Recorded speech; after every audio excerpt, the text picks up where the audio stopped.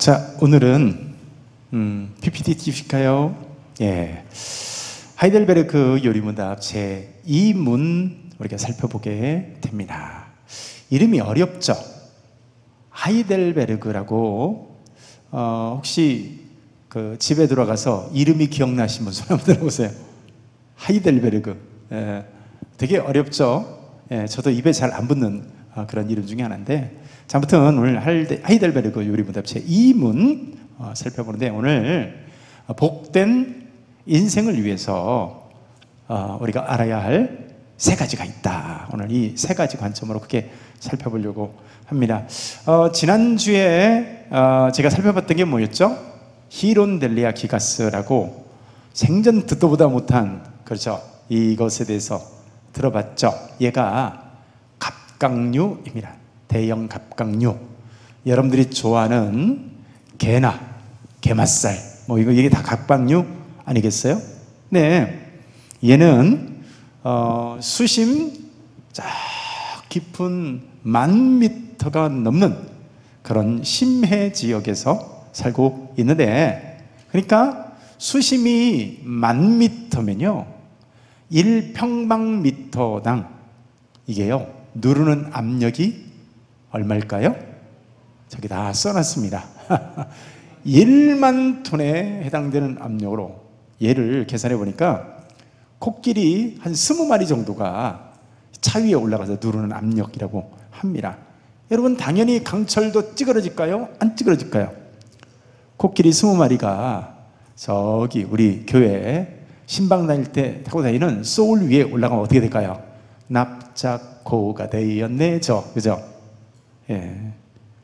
근데 어떻게 이런 길이 3cm 남짓한 이런 연약한 생물이 버틸까요?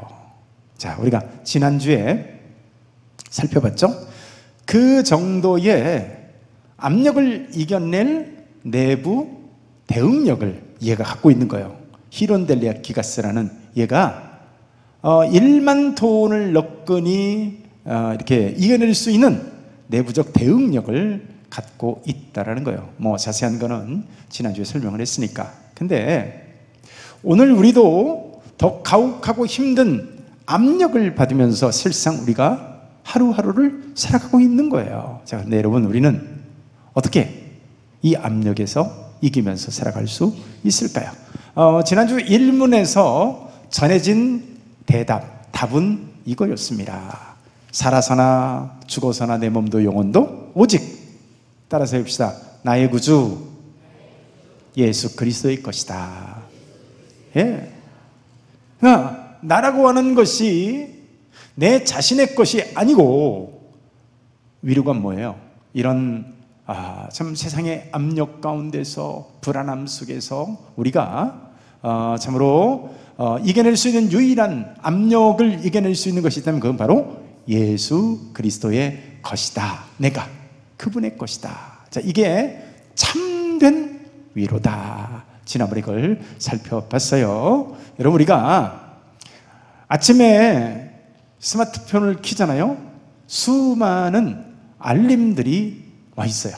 저도 새벽 예배 나올 때 이제 씻기 위해서 이렇게 이렇게 들어가면 제일 먼저 확인하는 게 간밤에 뭐가 왔나 보면 수십 가지가 와 있어요. 아니, 잠자는데 몇 시간 되지도 않은 것 같은데 별의 별것이 다 와 있는데, 뭐 뉴스 알람을 보면 세계 정세가 얼마나 요동을 치고 있는지, 뭐 이런 거, 경제에 있어서는 어떻게 지금 이 나라가 불안한 상황을 향해서 달려가고 있는지, 어떤 사람은 뭐 저는 상관없습니다만은 주식 그래프가 곤두박질 쳤다라고 하는 가슴이 덜컥 내려앉는 이런 알림이 와 있기도 하고요. 뭐 요즘에는 듣기도 싫죠.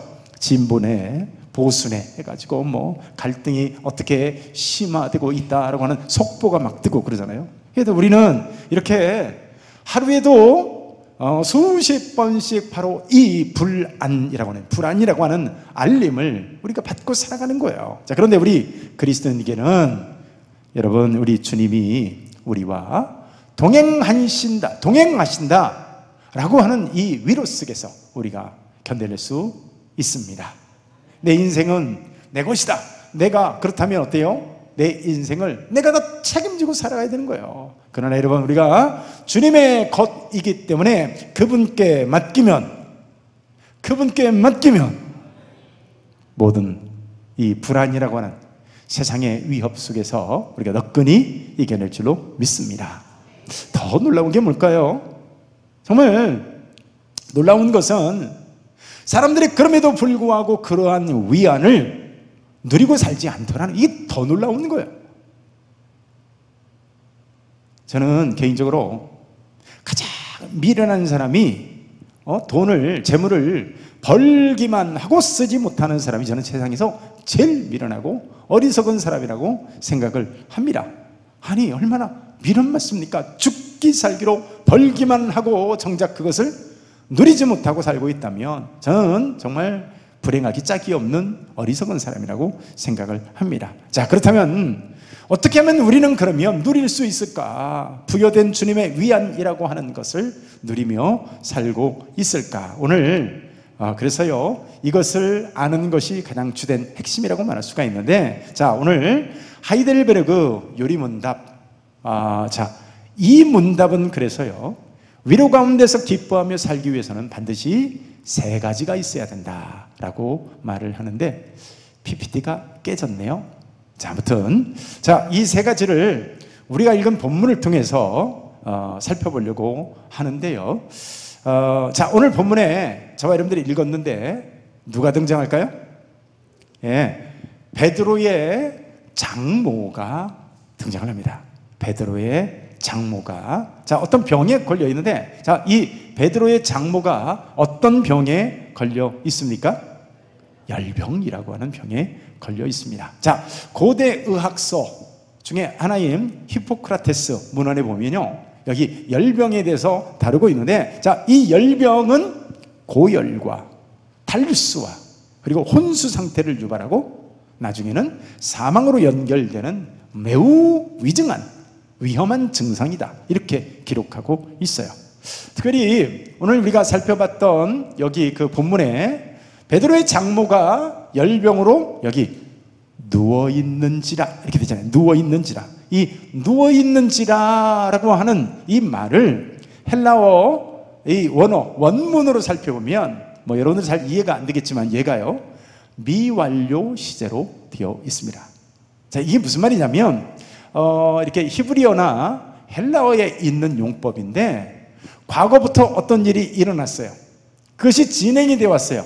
근데 진행이 되어져 왔는데 지금 얘가 끝났어요? 안 끝났어요? 계속되고 있는 거예요. 과거 어떤 특정 시점부터 지금도 끝나지 않고 얘가 미완료죠. 계속해서 있는 거예요. 여러분, 그러니까 이 베드로의 장모의 이 열병이 굉장히 장기적으로 지속적인 상태였음을 암시하는 거죠. 그리고 이게 방금 전에 생긴 병이 아니라, 잠시 앓고 있는 병이 아니라, 얘가 이 열병이 베드로의 장모가 굉장히 오랜 시간을 앓았다라고 하는 것을 우리가 알 수 있게 됩니다. 네, 여러분, 그러면 이렇게 오랜 시간을 앓았기 때문에 아무것도 할 수 없는 상태가 되겠죠. 고열과 탈수와 그리고 혼수 상태와 이랬다고 있잖아요. 하루가 멀다 하고 고열로 온몸이 불덩이처럼 이런 상태니까 아무것도 할 수 없는 비참한 상태에 지금 베드로 장모가 있는 거죠. 자, 그런데 주님이 찾아오셨습니다. 그리고 손 내미셨습니다. 그리고 손잡아 일으키셨더니 완벽하게 회복이 됐어요. 자, 언제 아팠느냐 싶을 정도로 베드로의 장모가 완벽하게 회복이 됐습니다. 이게 두 번째죠. 자, 그랬더니 여러분, 그렇게 나온 걸로 끝났다 이게 아니라 마지막 장면이 뭐예요? 베드로의 장모가 여기, 잘 안 보이는군요. 자, 좀 전까지 아파 누워있던 이 여인이 아주 감사하면서 예수님과 그 일행을 섬기는 장면으로 이어지는 것을 보게 됩니다. 자, 그래서 이 베드로의 이 장모의 모습은요, 우리 인간의 상태를 보여주는 거예요. 자, 우리가 지금 어떤 상태에 놓여 있냐? 우리가요, 본인이 인정하든 인정하지 않든 간에 참 이 베드로의 장모처럼 큰 아주 굉장한 비참한 상태에 우리 인간이 본래 있더라는 거예요. 그걸 알아야 한다는 거죠. 두 번째 알아야 될 게 뭘까요? 자, 그런 비참한 상태에 있는 우리가, 자, 그렇다면 어떻게 구원을 받을 수 있느냐 하는 거예요.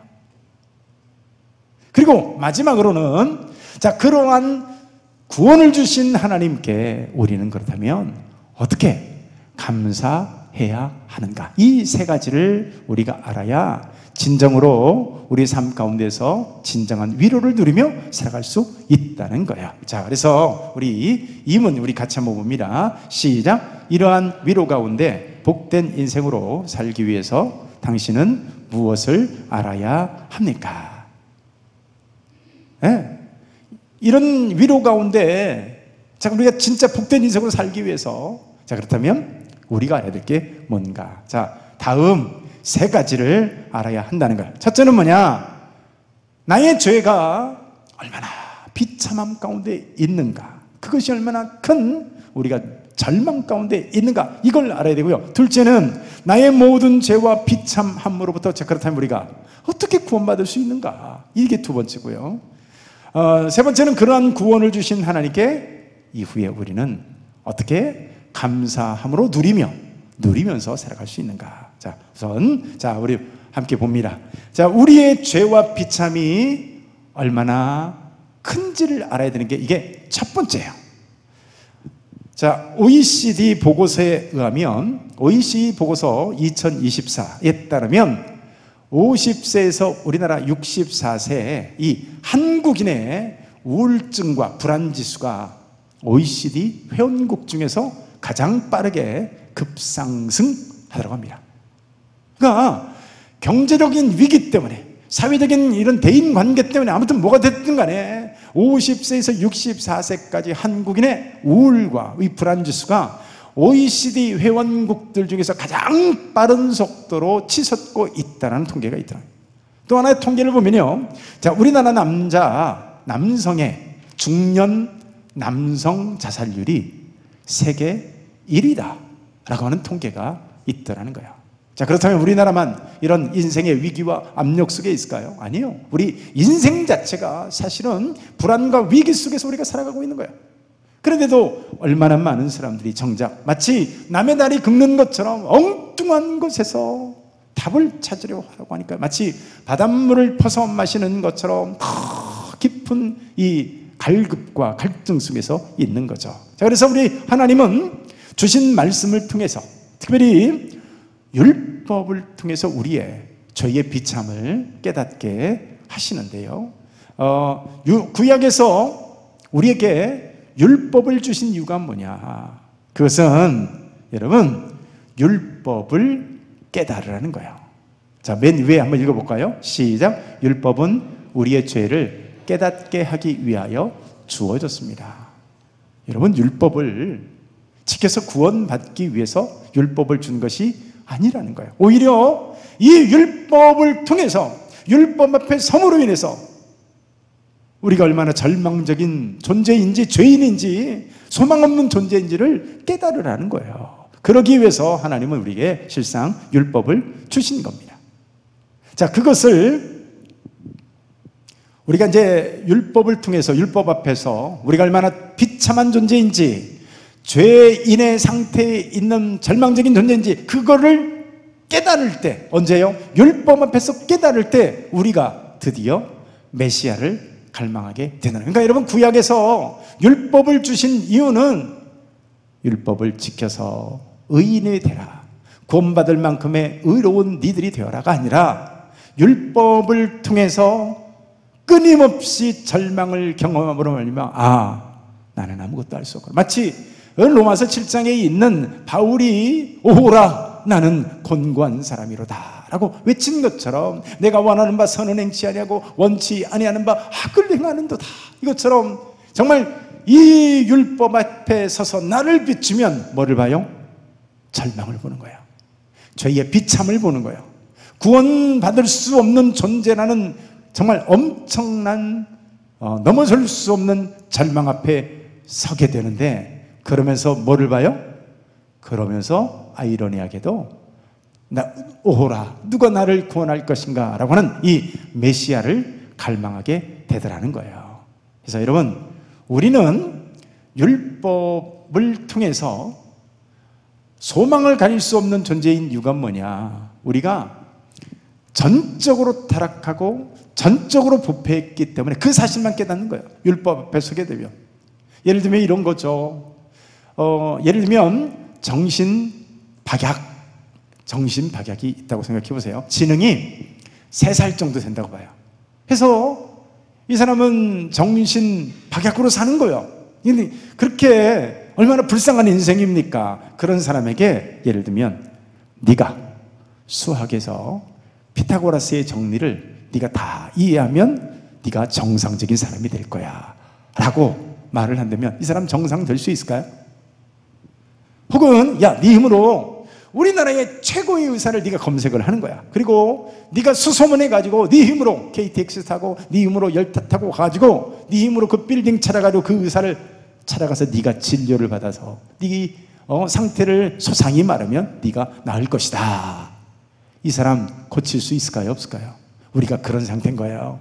아니, 그보다도 더 절망적 존재인 거예요. 왜요? 우리는 전적으로 타락했기 때문에, 그리고 전적으로 부패했기 때문에 우리는 우리 스스로의 힘으로 절대로 이 율법 앞에서 의롭다함을 얻을 수가 없고, 오히려 율법 앞에 서면 설수록 뭐를 껴요? 나는 절망적인 존재구나. 나는 소망이 없구나. 나는 비참한 존재구나. 이걸 깨닫게 되는 것이죠.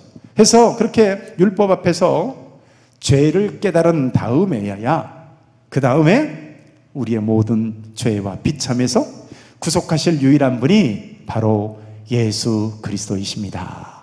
이렇게 고백하게 되는 거예요. 자, 그래서 로마서 3장 23절 우리 같이 한번 읽습니다. 시작. 모든 사람이 죄를 범하였음에 하나님의 영광에 이르지 못하더니.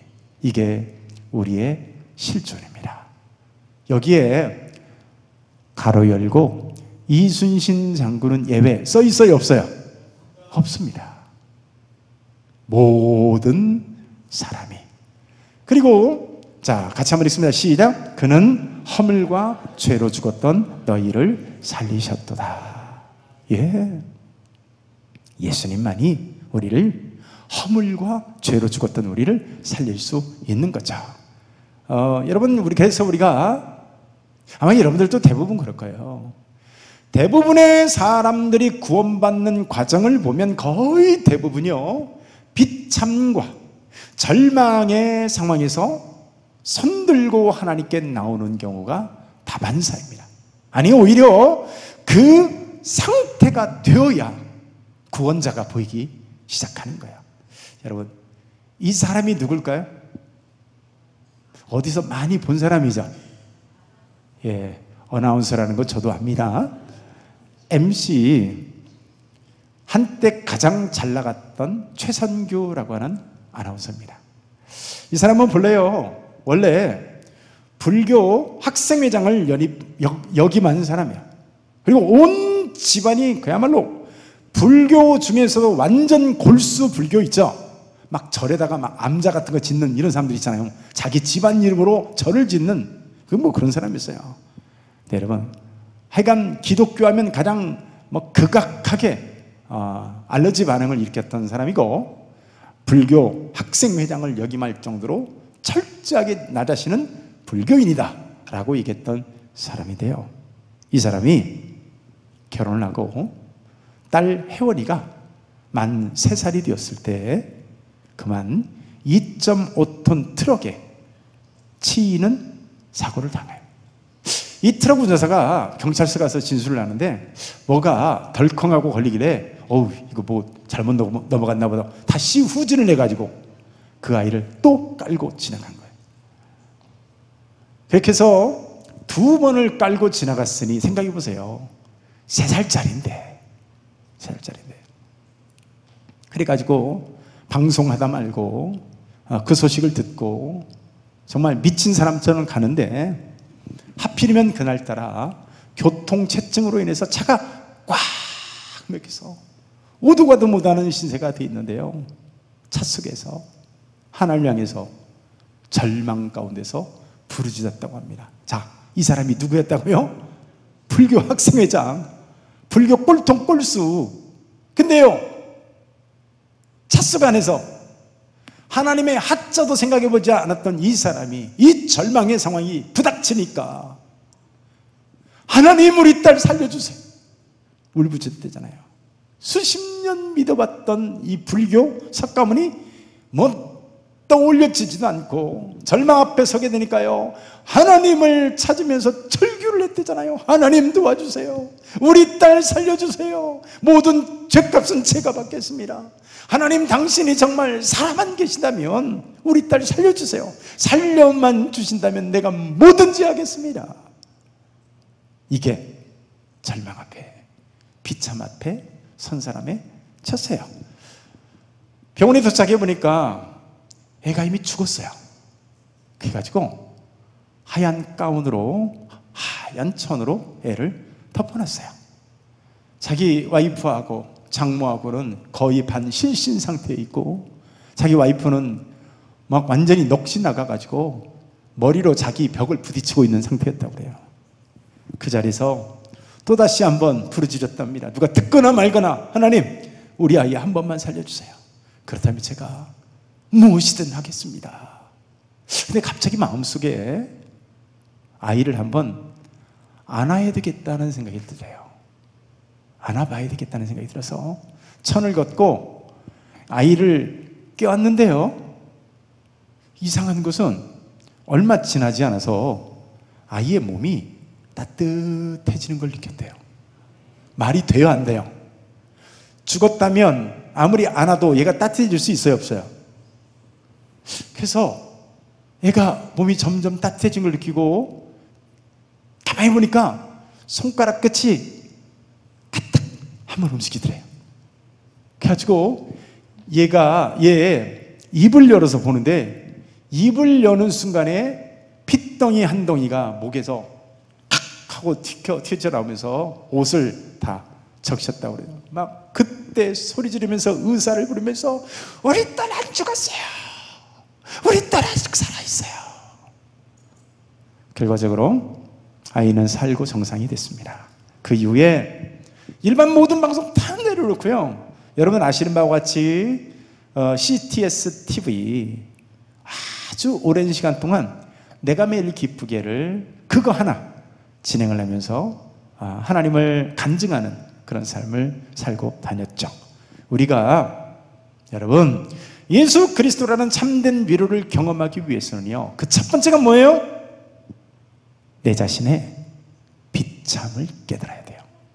내가 얼마나 절망적인 존재인지, 무능력한 존재인지, 내가 얼마나 죄 가운데서 비참한 존재인지를 깨달아야 되는 거예요.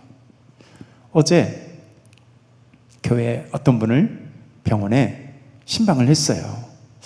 그분은 오랫동안 교회를 다니신 분이기는 하지만 제가 목사로서 그분을 바라볼 때는요, 평소 복음에는 아무 관심이 없는 분이었어요. 그냥 교회를 습관처럼 올 때도 있고 안 올 때도 있고, 그럼 제가 볼 때는 그랬어요. 근데 어제 병원에 가서 만난 그분은 이름 말할 수 없는 참담하고 비참한 외모, 몰골을 하고 있었어요. 뼈에 정말 가죽만 붙어 있는 그런 상태였고, 서울에 있는 대형 병원에서 희귀병 진단을 받았습니다.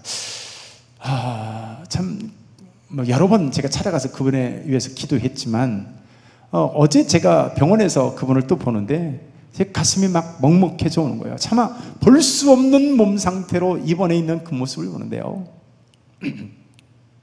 제가 갑자기 마음에 감동이 임했습니다. 그래가지고요, 제가 그분에게 복음을 전했어요. 여러분들이 생각할 때 복음은 누구에게 전해요? 교회 안 다니는 저 밖에 있는 사람에게 전하지 않겠어요? 제가 이분에게 복음을 전해야 되겠다, 그런 마음이 들었어요. 그래서 마치 교회를 한 번도 안 다녀본 사람에게 전도하는 것처럼 제가요 절박한 심정으로 복음을 전했는데, 놀라운 것은 그분이 이 복음 메시지 앞에 어린아이처럼 반응을 하는 거예요. 어린아이처럼. 여러분, 그렇습니다. 우리가 복음을 받아들이려면요, 자신의 비참과 특히 죄에 대한 비참을 깨달아야 메시아를 갈구하게 돼 있어요. 바로 저 최선교처럼 절망 앞에 이르러서야 하나님 향해서 두 손을 들 수 있더라는 거죠. 자, 그렇다면 나의 모든 죄와 비참함으로부터 어떻게 구원을 받는가? 어떻게? 나를 구속하신 구주를 아는, 자, 바로 지식에 대해서 알아야 합니다. 나를 구원하신 구주 예수 그리스도에 대해서 알아야 되는 거예요. 자, 첫 번째 뭘 알아야 됐죠? 내가 얼마나 비참한 상태에 있는지 알아야 되고, 두 번째 알아야 될 건 뭐예요? 그렇다면 누가 나를 구원할 것인가? 어떻게 나를 구원할 것인가? 어디 가서 내가 구원받을 것인가를 알아야 되는 거예요. 사람들이 처음 교회 오고 나서 가장 불편해하는 게 뭔지 아세요? 새 가족이 아니면 어떤 사람을 전도해서 교회를 나오는데, 교회 와서 제일 극히 혐오스러워하면서 싫어하는 게 뭐냐면 교회가 죄에 대해서 이야기하는 거예요. 특별히 회개하라 이런 얘기 막 알러지 반응을 일으키면서 싫어하는 거예요. 여러분, 우리는 찬송을 해도 어떤 찬송을 합니까? 먹보다도 더 검은 죄로 물든 이 마음, 이런 거 하잖아요. 그죠? 이해할 수가 없는 거예요. 아니, 우리가 살다가 양심을 저버려 신호등 위반할 때, 아니 뭐 그러긴 하지만 무슨 우리가 먹보다도 더 검은 죄로 물든 이 마음이냐, 이해가 안 되는 거예요. 또 뭐 찬송 부르면 어떤 거요? 뭐 벌레만 또 못한 내가 용서받을 수 있나요? 막 이런 거 하면 진짜 너무 싫어요. 이런 거. 그런 소리 좀 안 할 수 없나요? 근데 여러분, 어쩔 수 없어요. 왜요? 복음은 거기서 출발하기 때문에 그렇습니다. 나의 비참을 깨달은 사람이요, 아까 그 최선교처럼 드디어 나를 구속하신 구주에 대해서 알고 싶어 하기 때문에 그런 거야. 배고픔을 깨달은 사람이 빵을 찾잖아요. 그죠? 배고프니까 밥 먹어야 되겠다. 배고프니까 빵을 찾는 거야.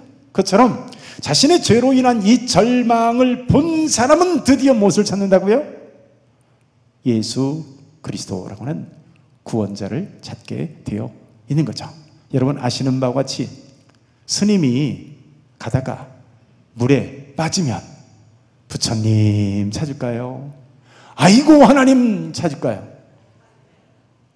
왜냐하면 부처는 실체가 없기 때문에 그래요.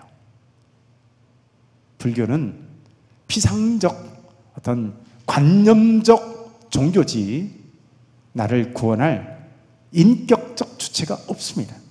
그렇기 때문에 스님들도 물에 빠지면 아이고 하나님 나 살려주세요 하지, 우리 암자에 계신 석가모니 불상이시여 나를 구원하소도 안 한다니까요. 여러분 왜 그런지 아세요? 물에 빠진 사람이 물에 빠진 사람을 건져줄 수 있을까요? 없을까요? 물에 빠졌다는 얘기는 지도 빠져 죽어간다는 얘기거든요. 물에 빠져 지도 죽어가는 주제에 누구를 구원합니까? 이건 불가능한 얘기예요. 그러니까 여러분 생각해 보세요. 소크라테스가 얼마나 참 고상한 사람입니까? 맞죠? 심지어 이 공자님 같은 분들 얼마나 윤리적이고 참 근엄한 사람이에요. 심지어 불교의 석가모니 같은 사람도 고상하기는 하지만 역시 바로 이 죄라고 하는 물에 빠져서 사실은 허우적거리고 있는 거예요.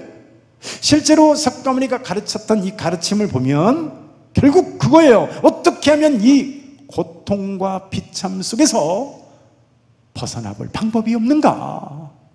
사실 석가모니는 처절하게 절규하면서 그걸 찾다가 떠난 거예요. 미안하지만 그런 존재가 석가모니나 공자나 맹자나 소크라테스나 이런 사람들이 우리를 구원할 수는 없습니다. 여러분, 이 세상에 유일한 한 분, 그분이 누굴까요? 우리 성경 한번 읽어볼까요? 시작. 다른 이로서는 구원을 받을 수 없나니 천하 사람 중에 구원을 받을 만한 다른 이름을 우리에게 주신 일이 있음이라? 없습니다. 다른 이로서는 구원받을 수 없나니. 죄라고 하는 물에 빠지 않은 사람이 예수 그리스도 외에는 없다. 이게 성경의 확실한 주장이고 정보입니다. 그래서 우리는 유일하게 우리를 구원할 수 있는 그분에 대해서 알아야 하는 거예요. 여러분 그거 아세요? 복음이라고 하는 거 있죠. 자, 우리 교회 오면 복음이라는 단어를 많이 듣죠. 복음을 전하십시오. 복음을 들어보셨습니까? 이 복음에 대해 얘기하는데 실상 복음은요, 정보예요. 복음은 정보라고. 인포메이션, 정보예요. 자, 우리가 누군가를 전도하잖아요. 이것도 실상은 정보입니다. 정보가 뭐죠? 아파트에 앞으로 이 아파트가 껑충 뛸 거래. 이거 정보일까요? 아닐까요? 정보 맞죠? 어떤 주식이 엔비디아 주식이 30%가 오를 거래. 이거 정보 맞잖아요. 그죠? 어디에 어떤 학원이 기가 막힌 거기에 쪽집게 강사가 있어가지고 당신 자녀를 그리 보내면 틀림없이 수학 A+ 맞을 거야. 이거 정보죠. 자, 이런 걸 정보라고 하는 것처럼 복음도 정보고요, 전도도 정보를 들려주는 거야. 자, 그래서 진정한 복된 인생을 살기 위해서는요, 예수 그리스도라고 하는 정보를 알아야 합니다. 구원은요, 정보예요. 복음은 정보예요. 예수님에 관한 것도 정보입니다. 그래서 그분이 어떤 분인지, 그분이 왜 오셨는지, 그리고 왜 우리가 그분을 믿어야 하는지, 특별히 우리가 어떻게 구원받을 수 있는지를 알아야 구원받습니다. 옛말에 그런 말 있죠. 알아야 면장질한다. 들어보셨나요? 안 들어봤구나. 여러분, 알아야 면장질한다 그러잖아요. 그죠? 죄와 비참함으로부터의 구원은 그것에서 구원하실 구주가 누구신가 알아야 됩니다. 동물 행동학자 중에 프란스 드 발이라고 하는 사람이 뭔 얘기를 했냐면, 침팬지와 인간의 유전자는 99%가 같다. 그러나 사람만이 하나님을 예배한다. 이런 말을 했어요. 프란스 드 발이라는 사람이 한 얘기인데 한 번 더 얘기할까요? 침팬지와 인간의 유전자는 99%가 같고 1%만 다른데, 그러나 사람만이 하나님을 예배한다는 거예요. 여러분 혹시 보신 적 있어요? 침팬지가 예배 드리고 있는 거 본 적 있나요? 원숭이가 찬양 예배 드리는 거 본 적 있어요? 개가 구역 예배하는 거 봤어요? 저는 제가 초등학교 때 한 6학년쯤 됐나요? 자, 저 5학년 때, 저 전주에 살 때 어디를 가다가 보니까 처음으로 그걸 봤어요. 뭘 봤냐면 원숭이가 사과를 먹고 있는 거예요, 길거리에서. 근데 원숭이가 사과를 먹는데 얘가 웃기는 게요, 지금도 기억나는데 손톱에다가 빨간색 매니큐어를 하고서 빨간색 사과를 손톱으로 이렇게 파가면서 먹고 있더라고요. 저 충격받았어요. 제가 우리 할아버지인가 싶어가지고. 여러분, 1% 다른 우리 사람만이 예배합니다. 실상은 이제 진화론 학자들이 주장하는 것이 99%가 같고 1% 다르다. 실상은 그렇지 않아요. 한 93% 정도가 같고 나머지는 다릅니다. 그리고 그 93%라고 하는 것도 학자들이 필요한 부분만 발췌해서 봤기 때문에 93%예요. 설령 1%라고 해도 그 1%가 어마어마한 차이예요. 근데 여러분 보세요. 우리의 하나님께 드려지는 이 예배가 끊어진 1%의 간극, 바로 이 끊어진 1%의 간극이 죄거든요. 여러분, 예수님이 바로 그 간극을 메우러 오신 줄로 믿습니다. 이 죄라고 하는 간극은요, 천하의 모든 것으로도 메꿀 수가 없습니다. 아무리 많은 돈을 갖다 쏟아 부어도 이 간극을 메꿀 수 없고요. 여러분, 인기 있어 보세요. 여러분, 왜 누구의 말에 의하면 그 연예인들 아시죠?